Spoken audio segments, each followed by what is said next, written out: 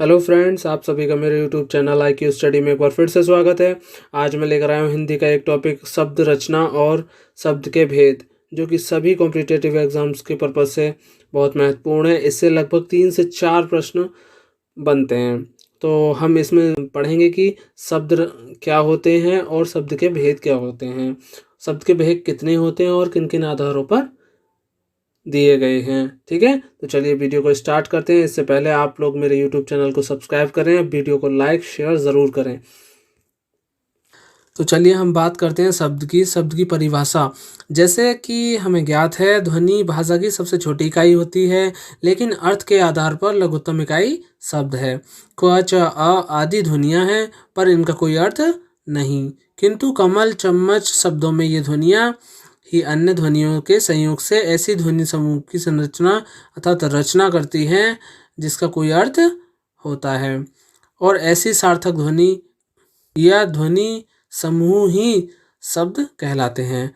ठीक है, तो आगे चलते हैं। शब्द अलग अलग प्रकार के होते हैं, परंतु शब्द की परिभाषा शब्द के अर्थ के आधार पर, शब्द के रचना के आधार पर, विभिन्न भाषा में शब्दों के प्रयोग के आधार पर, शब्दों के इतिहास के आधार पर, शब्दों के व्याकरण में प्रयोग होने के आधार पर अलग अलग होती हैं। तो चलिए हम बात करते हैं व्याकरण में प्रयोग होने के आधार पर शब्द की परिभाषा क्या है। तो दो या दो से अधिक वर्णों के सार्थक मेल को शब्द कहते हैं। व्याकरण में शब्द के मूलतः दो प्रकार होते हैं। नंबर 1 सार्थक शब्द और नंबर 2 निरर्थक शब्द। तो हम चलिए बात करते हैं सार्थक शब्द की। तो सार्थक शब्द क्या होते हैं?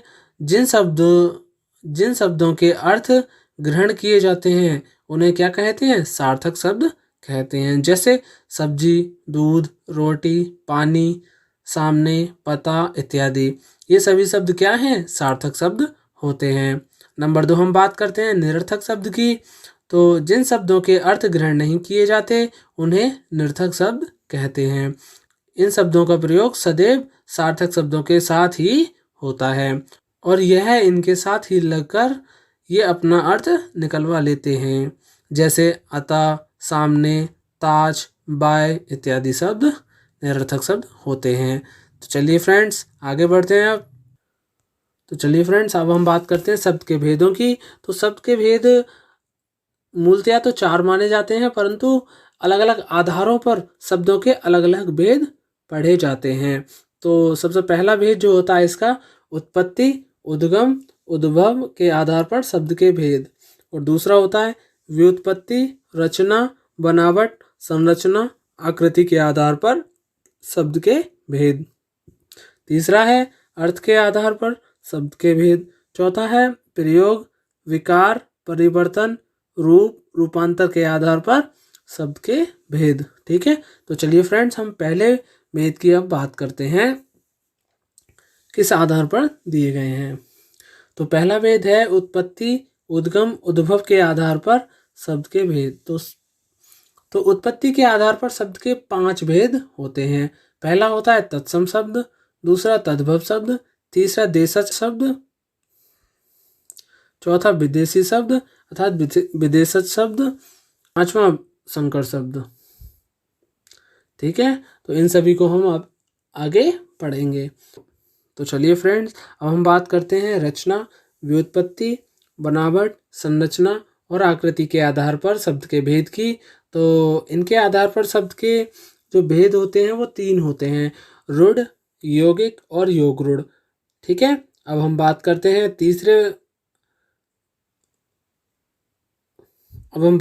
अर्थ के आधार पर शब्द के भेद की। तो अर्थ के आधार पर शब्द के अलग अलग भेद हैं, जिनका अर्थ भी अलग अलग होता है। अर्थ के आधार पर जो सामान्यतः भेद दिए गए हैं वो 4 हैं। पहला है पर्यायवाची या समानार्थी शब्द, दूसरा विलोम या विपरीतार्थक शब्द, तीसरा एकार्थी शब्द, चौथा अनेकार्थी शब्द।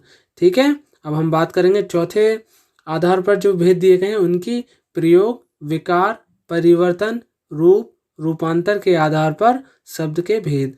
तो हम बात करेंगे प्रयोग, विकार, परिवर्तन, रूप, रूपांतर के आधार पर शब्द के भेद जो हैं वो 2 दिए गए हैं। पहला है विकारी शब्द, दूसरा अविकारी शब्द। विकारी शब्द जो होते हैं उनके पुनः चार भेद या प्रकार हैं, जिसमें पहला है संज्ञा, दूसरा सर्वनाम, तीसरा क्रिया, चौथा विशेषण। ठीक है, अब हम बात करेंगे अविकारी शब्द की। तो अविकारी शब्द में हम पढ़ेंगे कि अव्यय और निपात को। तो अविकारी शब्द जो होते हैं उनके चार भेद अर्थात चार प्रकार हैं। तो पहला है क्रिया विशेषण, दूसरा संबंध बोधक, तीसरा समुच्चय बोधक, चौथा विस्मय बोधक। आज के लिए बस इतना ही, मिलते हैं आपसे नेक्स्ट